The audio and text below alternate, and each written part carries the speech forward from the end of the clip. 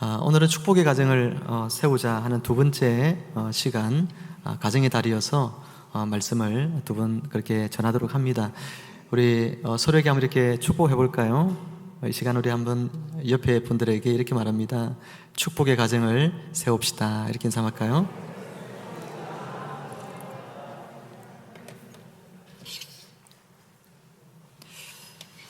가정의 달 5월을 맞이해서 행복이 가득한 그런 축복의 가정을 세우기 위한 말씀을 이어가고 있는 중에 있습니다. 흔히 가정은 행복을 담는 그릇이다, 그렇게 말씀을 하고 있습니다. 가정이 건강하면 행복이 있고, 가정이 무너지면 행복이 없다는 뜻입니다. 세계 최대의 최강국이었던 로마 제국이 무너진 것도 역사학자들의 글에 의하면 가정이 무너졌기 때문에 로마 제국도 무너졌다고 이야기합니다. 남자들은 날마다 주연을 베풀고 술과 쾌락에 빠져서 살고, 여자들은 사치와 허영과, 그리고 여자들도 쾌락에 빠져서 살아갔습니다. 그 결과로 가정을 돌보지 않다 보니까 가정이 무너지게 되었고, 그 결과로 로마 제국이라는 이 거대한 제국이 결국은 무너져 내리게 되었다는 이야기죠. 하나님께서는 사람이 홀로 있는 것이 보기에 좋지 못하다, 그렇게 말씀하셨습니다. 그래서 하나님께서 아담에게 여자를 만들어 그의 곁에 두시면서 하나님이 최초로 만드신 기관, 조직이 바로 가정이죠. 가정은 우리로 하여금 인생이 누릴 수 있는 가장 큰 행복, 저 천국에 우리가 가기 전까지 이 땅에 살면서 천국의 모습을 담아서 우리가 그 천국의 행복을 누릴 수 있도록 하나님이 마련하여 주신 바로 그런 조직이 뭐냐 하면 가정이라는 것입니다. 그런데 여러분의 가정은 어떠합니까? 여러분의 가정은 천국인가요? 여러분의 가정은 지옥인가요? 어떤 가정들은 천국 같은 가정이 있는 반면 하나님이 이렇게 천국을 누리라고, 작은 천국을 경험하라고 주신 가정임에도 불구하고 이 가정에서 우리는 행복을 누리지 못하고 집에 들어가기 싫고, 집에 들어가면 말 안 하고 자기 방에 그냥 들어가서 문 딱 닫아버리는, 여러분 그런 가정은 혹시 여러분의 가정 아닌지 한번 생각해 보십시오. 오늘 하나님 우리에게 주신 말씀을 우리가 잘 듣고 마음에 이것을 정말 귀하게 담는다면, 그리고 이 말씀대로 살려고 힘을 쓴다면, 오늘 하나님이 계획하신 원래의 가정의 모습, 천국 같은 가정의 모습이 여러분의 가정들이 그렇게 변하여지리라고 믿습니다. 여러분 모두의 가정이 천국 같은 그런 가정 되어지기를, 하나님의 축복받는 축복의 동산이 되어지기를 주님의 이름으로 축원합니다. 축복된 가정을 우리가 세우기 위해서는 세 가지 오늘 말씀이 필요한 것 같습니다. 첫 번째는 순결한 신앙을 회복해야 합니다. 2절 말씀에 이렇게 기록되어 있죠. 야곱이 이에 자기 집안 사람과 자기와 함께한 모든 자에게 이르되 너희 중에 있는 이방 신상들을 버리고 자신을 정결하게 하고 너희들의 의복을 바꾸어 입어라. 야곱이 자기 집안 사람들, 그리고 집안에 있는 하인들, 모든 사람들을 다 이렇게 신앙을 점검하고 있습니다. 이방 신상을 가진 사람들 다 내놔라. 그리고 너희들의 옷을 깨끗한 새 옷으로 갈아입어라.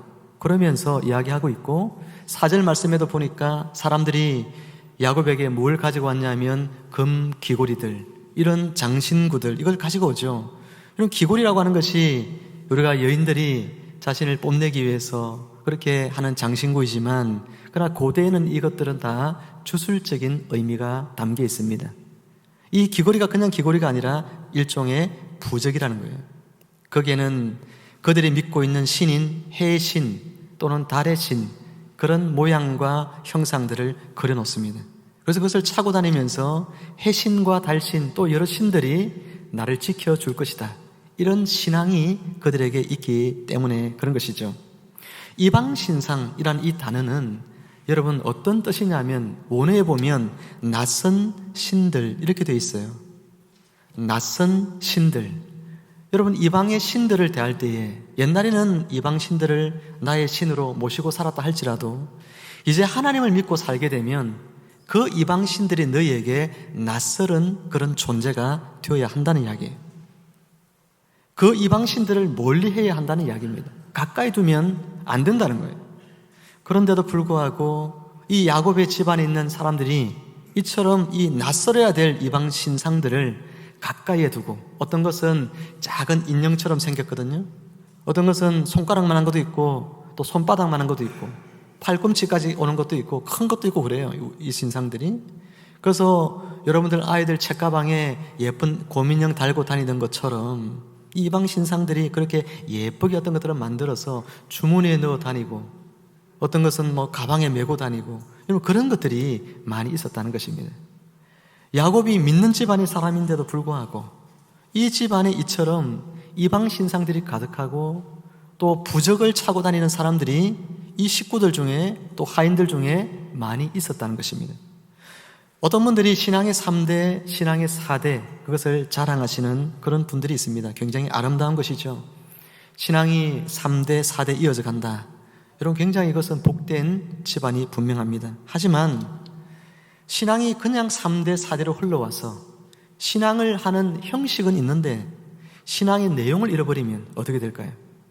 하나님을 믿는 것처럼 우리가 보이긴 하는데, 그런데 그 내면은 하나님을 참으로 예배하지도 않고 하나님의 말씀을 듣고 그 말씀에 순종하지도 않고 결국은 자기 뜻대로 행하며 산다면, 여러분, 그것은 신앙의 3대, 4대, 그것을 자랑할 것이 하나도 없어지는 것입니다. 사랑하는 성도 여러분, 오늘 야곱의 집안은 신앙의 3대, 야곱은 3대죠. 아브라함부터 우리가 시작해서 계산을 해보면 그런 것입니다. 그리고 야곱의 자녀들은 신앙의 4대째입니다. 얼마나 여러분 신앙에 있어서 아름다운 가정인지 모릅니다. 그러나 오늘 모습은 전혀 아름다울 것이 없는 그런 모습을 보여주고 있습니다. 오늘 저와 여러분들의 가정은 어떠합니까? 우리들의 신앙은 하나님만을 경배하고 그분만을 예배하고 그분만을 사랑하며 살고 있습니까? 아니면 하나님이 아닌 다른 것들을 내가 겸하여 사랑하고 그것들을 우상으로 나를 지켜줄 것으로, 나를 행복하게 해줄 것으로, 나의 삶을 만족하게 해줄 것으로 여러분 여기는 그것이 하나님만이 아니라 또 다른 어떤 것이 여러분을 행복하고 기쁘게 만족하게 해줄 것이라고 믿고 사는 것이 없느냐는 이야기인 것이죠. 성경은 곳곳에서 우리에게 우상 숭배를 피하라 그렇게 말씀합니다. 바울은 고린도전서 10장 14절에서 말씀하기를 내 사랑하는 자들아 우상 숭배를 피하라 그렇게 이야기했습니다. 우상 숭배를 피하라, 그러니까 우리가 어떤 형상으로 되어 있는 그런 신을 우리가 안 믿으면 되겠지, 뭐 불교든 여러 기타 종교들, 그런 종교들 내가 믿지 않고 기독교를 믿으면 우상 숭배하지 않는 것인가? 아니라는 것입니다. 기독교 신앙을 하고 있어도 얼마든지 우리는 우상 숭배하는 자가 될 수가 있습니다. 바울이 우리에게 이야기할 때 신약 성경에서 가장 사람들이 우상 숭배를 많이 하는 것 중에 하나가 뭐라고 이야기했냐면 바로 재물에 대한 욕심이라 그랬어요. 그래서 탐심은 우상 숭배니라 그렇게 이야기했습니다. 뿐만 아니라 돈은 일만하게 뿌리가 된다 그렇게 이야기했습니다. 돈을 사랑함이 일만하게 뿌리가 된다. 돈이란 것이 필요하죠. 우리가 오늘도 교회 올 때에 다 자동차 타고 왔습니다. 돈 없으면 자동차를 어떻게 삽니까? 돈 자체가 죄는 아니죠. 그런데 그 돈을 하나님같이 사랑하면 문제가 되는 것입니다. 요즘처럼 코인이 화랑이고 사람들이 거기에 온통 정신을 뺏겨서 살아가고 있습니다. 주식에 사람들이 온통 정신을 빼앗겨 살고 있습니다. 여러분, 그런 것들을 투자하지 말라, 제가 전혀 그렇게 이야기하는 것은 아닙니다. 주식 같은 경우에 주식을 투자하는 사람이 없으면 기업이 어떻게 돌아가겠습니까? 그렇죠? 근데 주식을 투자하는데 이것을 단기적으로 주식을 투자해서 내가 차익을 얻어가지고 하려고 하는 이런 행위들은 투기가 되는 거예요. 여러분, 투자와 투기의 차이는 뭐냐 하면 내가 정말 연인과 같이 내가 사랑하는 마음으로 주식을 사면 투자고, 내가 그냥 오늘 만난 사람 내가 내일은 내가 발로 차버려야지 이런 마음으로 사람을 사귀면, 그렇게 주식을 투자하면 그것은 투기가 되는 것입니다. 사랑하는 성도 여러분, 돈을 사랑한다는 것, 이것이 사람들의 마음 속에서 얼마나 돈을 사랑하는 마음이 강렬한지 모릅니다. 예수님께서는 이야기할 때에 수많은 하나님과 겸하여 이렇게 비교될 수 있는 대상들 중에서 유일하게 재물, 돈, 이것에 대해서만은 하나님과 재물을 겸하여 섬길 수 없다, 이렇게 말했어요. 하나님과 인기를 겸하여 섬길 수 없다, 이렇게 하지 않습니다. 하나님과 명예, 이게 아니라 하나님과 돈을 겸하여 섬길 수 없다. 왜냐하면 하나님처럼 사람들이 뭘 섬긴다는 겁니까? 돈을 신으로 섬기기 때문에 예수님께서 그렇게 말씀하신 것입니다. 사랑하는 성도 여러분, 오늘 우리는 이 세상에 있는 수많은 우상들이 오늘 그리스도인들의 삶에 지대한 영향을 끼치고 있습니다. 그리스도인들은 가난해도 믿음대로 살려고 하는 사람들이 그리스도인들이죠. 세상과 타협하지 않고 불의를 멀리하고 내가 사람들로부터 인기가 없어도 명예를 잃어도 내가 돈을 재물을 잃어도 내 신앙을 지킬 수 있다면 내 목숨 바쳐서 신앙 지키던 사람들이 그리스도인들이잖아요. 그런데 세상의 문화가 교회 안으로 밀려 들어오기 시작하면서 어느덧 교인들도 타락하기 시작하고 교회는 다니고 있지만 여전히 나는 다른 신을 섬기고 있습니다. 하나님을 믿고 있지만 그러나 나는 돈의 신을 섬기고 있습니다. 하나님 없이는 살아도 돈 없이는 못 삽니다. 그렇게 오히려 말하고 싶을 만큼 우리 인생에 돈이라고 하는 것이 지대한 영향력을 끼치고 있다는 것입니다. 여러분, 그렇게 살면 어떻게 될까요? 그렇게 살면 우리 인생이 행복해질까요? 나중에 돈의 배신이 여러분의 삶을 배반하게 될 것입니다. 하나님의 길을 가지 않는 사람, 하나님이 주시는 영적인 축복을 결코 누릴 수 없습니다. 오늘 야곱이, 이 집안이 굉장히 어려움에 처했습니다. 야곱이 지금 자녀들과 집안 사람들 다 불러가지고 이제 우상 숭배하던 거 우리가 그치자, 다 가지고 와라, 왜 이야기했겠어요? 야곱이 하나님 앞에서 잘못 살았기 때문에, 그것 때문에 큰 그 가정에 고난이 있었기 때문에 그런 어려움을 겪고 난 뒤에서야 비로소 정신을 차리고 우상을 다 우리가 집에서 없애자, 이렇게 한 것입니다. 야곱은 청년 때에 믿음이 되게 좋은 사람이었습니다. 영적인 가치관을 최우선적으로 여겼던 사람입니다. 오죽했으면 그가 아버지를 속이고 형을 속여서까지라도 영적인 장자권, 그것을 얻기 위해서 그가 여러 가지 여러분 시도를 하면서 마침내 그 장자권을 얻었겠습니까? 그게 뭐라고?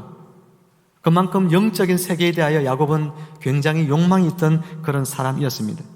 하지만 야곱이 저 외삼촌의 집 가서 그곳에서 4명의 아내를 두고 자식을 낳고 그리고 나중에 큰 부를 이루고 성공해서 다시 가나안 땅으로 돌아오게 되어졌을 때, 그때부터 여러분 야곱은 타락하기 시작합니다. 하나님께서 그에게 수많은 축복을 주셨지만 영적인 축복을 사모하던 그 야곱을 하나님께서는 기억하셔서 그가 어디로 가든지 그의 길을 형통하게 하시고 복을 주셨는데, 재물을 수많이 거두고 나서 자식을 많이 낳고 나서 그리고 나서는 이제는 하나님께서 원하시는 길이 아니라 자신이 원하는 길을 선택하여 세겜이라고 하는 지역에 가서 그곳에서 자녀들을 키울 궁리를 하게 된 것이죠. 10년의 세월을 이스라엘 땅 안에서도 가장 번성한 도시 중에 하나였던 세겜에 정착을 하고 자녀들에게 고액 과외를 시키면서 자녀들이 출세하고 세상에서 잘 되기를 바랐습니다. 하나님 앞에서 자녀들이 신앙으로 믿음으로 잘 되기를 바란 것이 아니라 이 자녀들이 세상 앞에 섰을 때 떳떳하게 세상 사람들 앞에 당당하게 뭔가 이름을 내세울 수 있을 만한 그런 존재가 되도록 이 자녀들을 키웠던 거예요. 그 결과로 그의 하나밖에 없는 딸 디나가 그 땅에 있는 사람들을 보려고 나갔다. 성경 그렇게 말합니다. 그 땅에 있는 사람들을 보려고 나갔다는 것은 이 땅에 누가 사는지 그냥 보려고 간 것이 아니라 이 땅의 문화를 즐기기 위해서 나갔다는 뜻입니다. 세상의 문화, 세계의 문화, 그 문화를 즐기기 위해서 나갔다가 그곳에 있는 남자를 만나서 그 남자와 이렇게 데이트를 하다가 데이트 강간을 당합니다.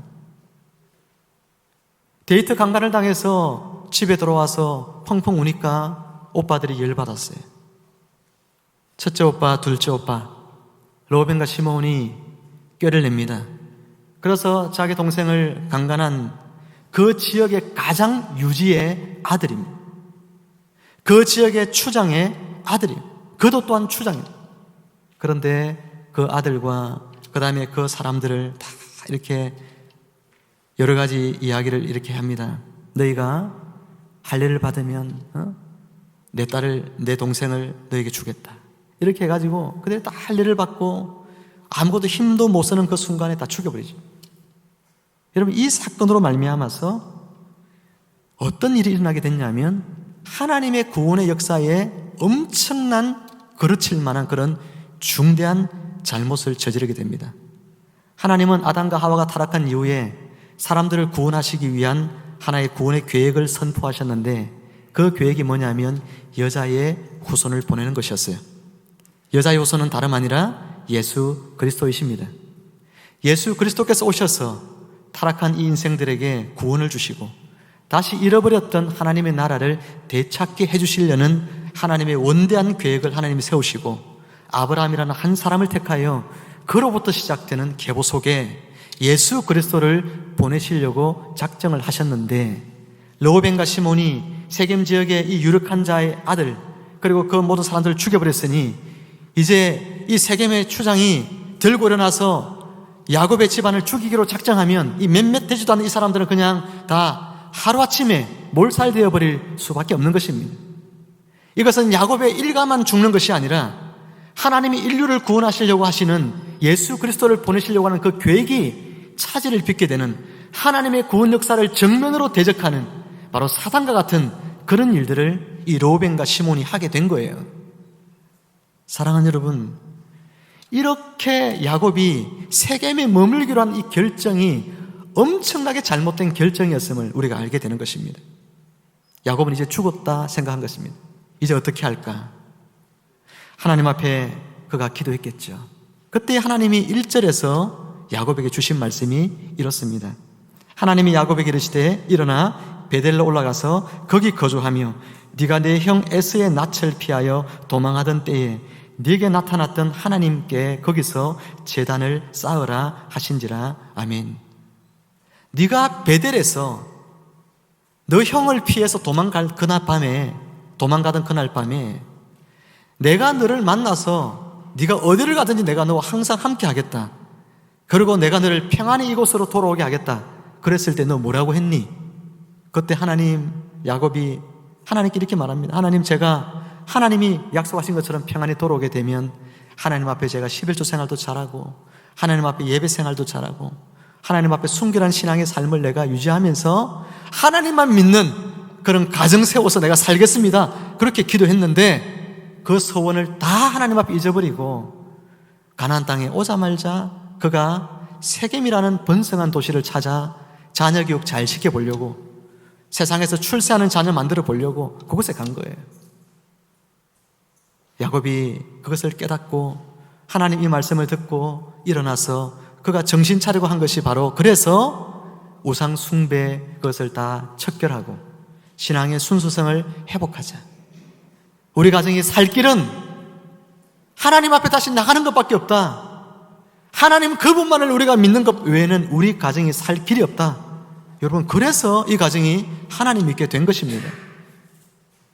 저희 가정이 불교를 오랫동안 믿고 되는 일이 하나도 없고 아버지 일찍 돌아가시고 나서 어머님이 자녀들 키우면서 고생하시고 맨날마다 새벽마다 정한수 떠다 놓고 불상 앞에서 기도를 하지만 되는 일이 더욱더 없고 일이 꼬여갈 때에 제가 어머님이 그랬습니다. 우리 가정이 살아날 수 있는 길은, 우리 가정의 희망은 하나님 믿는 것밖에 없습니다. 어머니, 이 불상 다 없애고 하나님 믿읍시다 그랬어요. 울면서.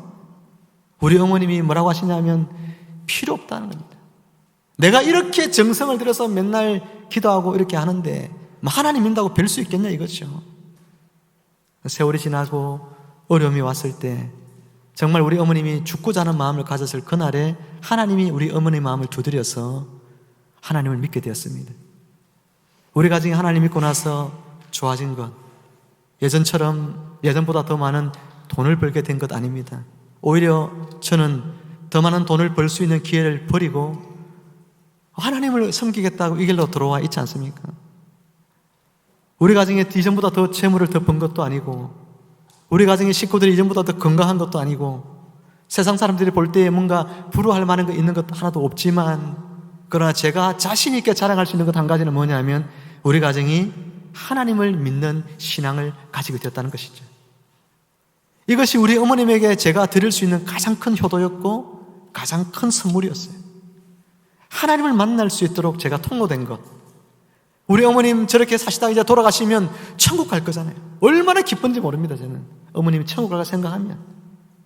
이 땅에서 부유하게 살지 못하고, 이 땅에서 남편 덕 보지 못하고, 이 땅에서 자식 덕 보지 못하고 사셨지만, 그러나 저 하나님의 나라에 갈 수 있다는 것, 그것이 얼마나 큰 축복인지 모른다는 것이죠. 사랑하는 여러분, 하나님이 여러분의 삶 가운데, 여러분의 가정에 싫어하시는 것이 뭘까요? 하나님 외에 여러분이 더 사랑하고 있는 것이 무엇이 있을까요? 그것이 무엇이든 오늘 이 말씀을 듣고 집에 돌아가시면 가정 예배를 오늘 드리면서 우리 가정의 신앙의 순결을 회복하기 위해서 우리가 하나님보다 더 사랑하는 것, 그게 뭔지 한번 말해보자. 그리고 그것을 과감하게 여러분 끊어버릴 수 있는 여러분들 다 되시기를, 그래서 하나님이 축복하시는 그런 가정을 세워나갈 수 있기를 주님의 이름으로 축원합니다. 여러분, 축복된 가정을 우리가 세우기 위해서 해야 할 두 번째 중요한 것은 뭐냐면 하나님이 누구신가를 가르치는 것입니다. 하나님이 누구신지를 가르칠 뿐만 아니라 그분이 어떤 분이신가를 경험하도록 하는 것, 이것이 굉장히 중요합니다. 3절 말씀을 제가 읽어드립니다. 우리가 일어나 베델로 올라가자 내 환난 날에 내게 응답하시며 내가 가는 길에서 나와 함께 하신 하나님께 내가 거기서 제단을 쌓으려 하노라. 여러분, 야곱의 고백이 나오죠? 야곱은 하나님을 경험했어요? 경험하지 않았어요? 야곱은 하나님을 경험했습니다. 어떤 하나님을 경험했죠? 여기 보니까 내 환난 날에 내게 응답하시고 내가 가는 길에서 나와 함께 하신 하나님, 이런 하나님을 야곱은 경험을 했습니다.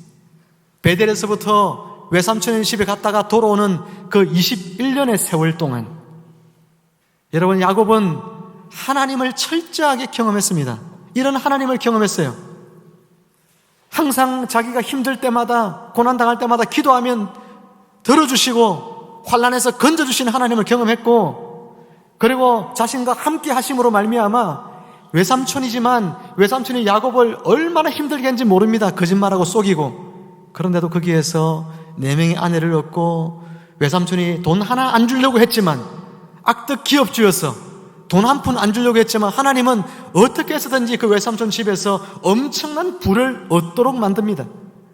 하나님이 함께 하셔서 된 결과들이죠. 이런 하나님을 체험했습니다.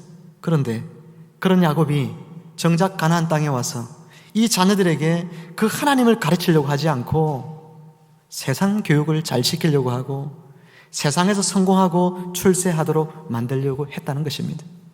사랑하는 성도 여러분, 야곱은 창세기 28장에서 베델에서 하나님께서 그에게 주셨던 말씀을 알고 있습니다. 내가 너와 함께 있어 네가 어디로 가든지 너를 지키며 너를 이끌어 이 땅으로 돌아오게 할지라. 내가 네게 허락한 것을 다 이루기까지 너를 떠나지 아니하리라 하신지라. 하나님의 약속이었는데 그 약속 그대로 성취된 것을 볼 수 있습니다. 사랑하는 여러분, 우리가 부모 때의 신앙이 참 좋은데 자녀 때에 가면 신앙이 흐릿해지는 경우가 참 많아요. 뭐 때문인지 아세요? 부모는 하나님을 만난 강한 체험이 있습니다. 근데 그 자녀들로 하여금 이 하나님을 경험하고 체험하도록 여러분이 기도하고 그리고 경험할 수 있는 길들로 이 자녀들을 계속해서 인도하지 못했기 때문에 그런 거예요. 정말 여러분의 자녀가 지금이라도 하나님의 축복받는 자녀로 키우기를 원하신다면 지금도 늦지 않았습니다. 그 자녀가 성인이 됐어도 늦지 않습니다. 지금부터라도 하나님을 경험할 수 있도록 여러분 인도하셔야 돼요. 하나님 만나지 못하면 신앙생활을 해도 헛것으로 하는 것입니다. 하나님 체험하지 못한 사람이 주일날 예배 자리에 나오는 것만큼 괴로운 시간이 어디 있겠습니까? 지금 선포되는 이 말씀을 들을 때에 하나님 말씀으로 온전히 받아들이지 않는데, 이 말씀을 아무리 들어도 그 말씀을 경험하지 못하는데, 세상 속에 나가면 믿지 않는 사람들처럼 그냥 살고 있는데, 하나님이 기도하면 응답해 주신다는 확신이 없는데, 내가 세상에서 괴로움 당하고 고난을 만날 때 하나님이 나를 인도해 줄 거라는 믿음이 없는데, 어떻게 세상에서 그 고난 앞에서 이 청년들이, 이 젊은이들이 믿음 가운데 살아갈 수가 있겠습니까? 하나님이 어떤 분인지를 체험한 사람만이 세상의 풍파 앞에 우리가 나설 때 그때 풍파를 두려워하지 않는 사람이 되고, 우리 앞에 가시밭길이 놓여질 때에 가시밭길을 두려워하지 않는 그런 젊은이들이 되어지는 것입니다.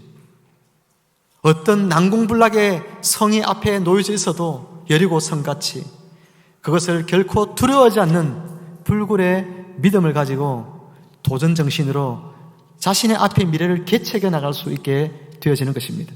누가 뭐라고 말해도 사람의 말에 휘둘리는 사람이 아니라 자신의 분명한 주관을 가지고 믿음대로 살아가는 인생이 되어지는 거예요. 하나님을 만나야 돼요. 하나님이 어떤 분인지를 체험해야만 되는 것입니다. 야곱은 이 우상숭배를 다 철폐하고 신앙의 순결을 회복하면서 자녀들에게 이날로부터 자녀들에게 가르치는 방향이 바뀌었어요. 세상에서 성공하는 거 소용없다. 세상에서 돈 많이 버는 것 하나도 부럽지 않다. 이제부터는 너희는 여호와 하나님 그분만을 섬기며 살아라. 그리고 그 하나님을 너희의 삶에서 경험해라. 그 하나님을 날마다 누려라. 이걸 가르칩니다. 여러분, 이 결과가 나중에 놀라운 일이 일어나죠. 창세기 37장에 가면 야곱이 사랑했던 아들 11번째 아들이 있는데 요셉이라는 아들이 있죠. 요셉이라는 아들이 형의 시기를 받아가지고 이집트의 노예로 팔려갑니다. 여러분, 요셉이 얼마나 억울하겠습니까? 자신의 형들에 의해서 팔려서 노예가 되었는데 그 보디발이라고 하는 장군의 집에 가게 되죠. 하인으로 일을 합니다. 열심히 일을 해서 인정을 받아요. 그런데 그 장군의 아내가 이 요셉을 성추행범으로 누명을 씌워가지고 결국은 감옥살이를 하게 되죠. 감옥에 가서 생활합니다. 그래서 여러분, 야곱이 17세의 나이에, 그 젊고 어린 나이에 노예로 팔려와가지고 30살이 될 때까지 무려 13년의 세월 동안 야곱이 이와 같은 억울한 생활을 합니다. 우리 같으면 쏙병 나서 벌써 죽었을 거예요. 너무나 억울하잖아요. 내가 하나님 믿고 사는데 하나님 나를 도와줄 생각도 하지 않고 어떻게 믿는 형들에 의해서, 믿는 성도에 의해서 내가 배반을 당해가지고 이렇게 팔려와서 노예 생활을 하기도 모자란데 거기서 내가 또 억울하게 성추행범, 파렴치한 범으로 몰려가지고 감옥살이까지 하면서 이렇게 사니 내가 얼마나 억울합니까? 목매달고 죽고 싶지 않겠습니까? 그런데 야곱은 그런 가운데서 그 모든 고난을 이겨냅니다. 야곱이 어떻게 이겨낼 수 있을까요? 바로 요셉은 이겨냅니다. 어떻게 요셉이 이겨낼 수 있을까요? 야곱이 요셉에게 자신이 경험한 하나님을 이 아들에게 심어주었기 때문에 그런 거예요. 어떤 하나님입니까? 환난 날에 나를 그 환난에서 건져주시고 내가 어디를 가든지 어디에 있든지 항상 나와 함께 하시는 하나님, 그 하나님이 우리가 믿는 여호와다. 이것을 이 요셉에게 심어주었기 때문에 요셉은 여러분 이런 고난 속에서도 좌절하거나 낭망하지 않고 이 시련을 이겨냅니다. 감옥에서도 기도하고 감옥에서도 하나님을 찬송하고 하나님을 경배하고 감옥에서도 하나님께 예배합니다. 어떻게 그럴 수 있습니까? 하나님을 만났기 때문에 그래요. 하나님은 나를 절대 속이지 않아. 하나님은 절대 나를 버리지 않아. 하나님은 내가 항상 기도할 때마다 내 기도 다 들어주셨어. 그 하나님을 경험한 사람만이 이같이 견딜 수 없는 고난을 당했을 때에 그 시련을 이기고 이집트라는 그 세계 최강대국에서 국무총리의 자리에 오르는 입지전적인 그런 인물이 되어집니다. 역사 속의 실화입니다. 성경 속에 등장하는 신화가 아니라 역사 속에 실존했던 인물, 바로 요셉의 이야기인 것이죠. 사랑하는 성도 여러분, 오늘 우리가 이 하나님을 먼저 경험하고 우리의 가정의 모든 식구들이 이 하나님을 알고 이 하나님을 경험하는 그런 여러분의 가정 되어지기를 주님 이름으로 축원합니다. 우리 한번 옆에 분들에게 축복합시다. 하나님을 경험하며 삽시다.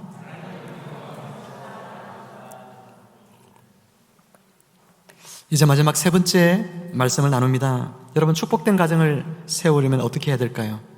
하나님의 말씀을 따라가야 됩니다. 하나님 말씀에 순종해야 합니다. 1절에서 야곱은 이렇게 말씀합니다. 하나님은 야곱에게 1절에서 이렇게 말씀합니다. 일어나 베델로 올라가서 거기 거주하며 하나님께 거기서 제단을 쌓으라. 야곱은 이 쓰라린 가정의 아픔을 경험하고 난 뒤에, 그리고 그는 다시는 실패하는 인생을 살고 싶지 않았습니다. 이제는 하나님 말씀만 따라가리라 마음을 결심하고 베델로 그의 가족 모두를 데리고 올라가게 되는 것이죠. 사랑하는 성도 여러분, 야곱이 일찍 하나님의 말씀을 따라가기로 결정했었다면 10년 전에 가나안 땅에 왔을 때 세겜 땅 가지 않고 그때 그가 소원했던 대로 베델로 그때 갔었다면 여러분 가정에 이런 불상사도 없었을 것이고 이런 아픔이 없겠죠. 그렇지만 지금이라도 이 실패를 통해서 그가 깨닫고 지금이라도 하나님 말씀대로 이제는 따라가리라 결심하는 것은 그에게 축복입니다. 우리도 마찬가지입니다.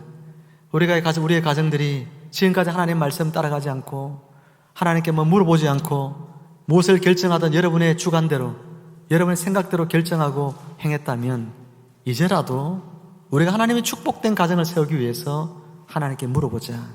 사소한 것 하나라도, 중요한 것만이 아니라 사소한 것 하나라도 하나님께 물어보자. 그렇게 결단하는 여러분 되기를 바랍니다. 어떤 분들이 어려움에 처하면, 큰 낭패를 만나면 목사님 전화 와요. 목사님 저 기도해 주세요. 여러분 그런 것만 저에게 기도 부탁하지 마시고, 또 여러분 그런 것만 있을 때 기도하지 마시고, 별것 아닌 것 같은 결정해야 될 것들, 그런 것들도 여러분 목사님 이런 생각이 있는데 이것도 좋고 저것도 좋은데 어떻게 해야 될까요? 목사님 기도해 주세요. 그냥 상의하고 편하게 기도해 달라고 하고, 그럼 얼마나 좋습니까? 하나님 앞에 여러분 뭔가 결정하려고 기도할 때에 중대한 일만 하는 것이 아니라 여러분이 생각할 때 별것 아니라 생각하는 그것을 오히려 더 자주 기도해야 하나님의 말씀을 따라가는 삶의 습관이 형성이 됩니다. 중요한 것은 물어보고 따라가고 중요하지 않은 것은 내 결정대로 하면서 따라가면 여러분의 삶의 습관이 아무 때나 여러분이 하고 싶은 대로 하는 습관이 형성돼요. 여러분의 삶에서 중요한 일이 얼마나 많이 있겠습니까? 사소한 일들이 훨씬 더 많죠. 여러분의 매일 매 순간마다 결정해야 될 일들이 훨씬 더 많은 것입니다. 그렇기 때문에 여러분의 그 수많은 대부분을 여러분 스스로가 결정하면서 사는 습관이 형성되면 나중에 중요한 일이 생겨도 하나님께 묻지 않는 그런 습관이 형성될 수가 있는 거예요. 사랑하는 성도 여러분, 야곱은 늦었지만 이제라도 하나님의 뜻대로 하기로 결단합니다. 오늘 우리의 가정들이 늦었다고 생각되는 지금일지라도 하나님의 말씀 따라서 살아가리라. 하나님이 무엇이라고 말씀하시든 그 길로 가리라. 그런 결심하고 따라간다면 야곱의 삶이 이때로부터 하나님의 축복이 시작되는 것처럼 여러분의 삶들도 하나님이 축복하시는 그런 삶이 시작되어질 것이고 여러분의 가정도 하나님이 축복하시는 가정이 되어지리라 저는 믿습니다. 사랑하는 여러분, 모쪼록 하나님 말씀 따라가서 축복의 가정을 세워나가시기를 주님의 이름으로 축원합니다. 이제 말씀을 맺습니다. 5월은 가정의 달입니다. 여기저기서 행복의 근간인 가정이 흔들리고 있습니다. 가정이 온전해야 행복을 누립니다. 오늘 하나님 우리에게 3가지 말씀을 주셨습니다. 축복된 가정을 꿈꾼다면 먼저는 신앙에 있어서 순결성을 회복하십시오. 두 번째 있어서는 하나님께서 여러분 가정에 하나님에 대해 가르치라고 말씀하셨는데 하나님이 어떤 분인지를 가르치시고 하나님이 또 어떤 분인지를 경험하는 그런 여러분의 가정이 되기를 바라고, 끝으로 3번째는 하나님의 말씀을 겸손히 떠받드시고 말씀에 순종하는 여러분의 인생이 되고 여러분의 가정이 되도록 만들어 가시기를 바랍니다. 그래서 여러분 모두가 하나님이 복 주시는 축복의 가정을 다 세워나갈 수 있기를 우리 주 예수 그리스도 이름으로 축복하고 축원합니다. 함께 기도하겠습니다. 하나님 아버지 은혜를 감사합니다. 하나님께서 축복하시는 가정을 또 우리의 인생이 되기를 원하여 오늘 하나님 주신 3가지 말씀을 우리의 마음에 새기게 하여 주시옵소서. 우리의 가정이 순결한 신앙을 회복하기를 원합니다. 돈이 최고인 가치관의 시대를 살고 있지만 그러나 우리는 여전히 하나님이 최고의 가치관이라고 하나님 믿는 것이 가장 복되다고 가르칠 수 있는 저희들 되게 하여 주시옵소서. 하나님 아버지, 하나님에 대하여 머리로만 아는 자가 아니라 삶을 통하여 하나님을 경험하는 저희 모든 가정들 되게 해주시고, 우리의 자녀들이 부모님 세대에 만났던 그 하나님을 저들도 경험하고 세상 가운데서 어려운 일들을 만날 때마다 환난 날에 나를 도와주시고, 그리고 나와 항상 함께 해주시는 그 하나님이 계시기에 어떤 어려움도 이겨나가는 그런 우리의 자녀들이 다 될 수 있도록 하나님 축복하여 주시옵소서. 하나님 아버지, 또한 하나님 말씀을 겸손히 떠받들고 순종하는 자들 되기를 원합니다. 하나님의 말씀이면 그것이 무엇이든 순종하고 따라가는 우리의 모든 가정이 되어서 축복받는 가정 하나님 다 될 수 있도록 은혜 베풀어 주옵소서. 감사드리오며 예수님의 이름으로 기도하옵나이다. 아멘.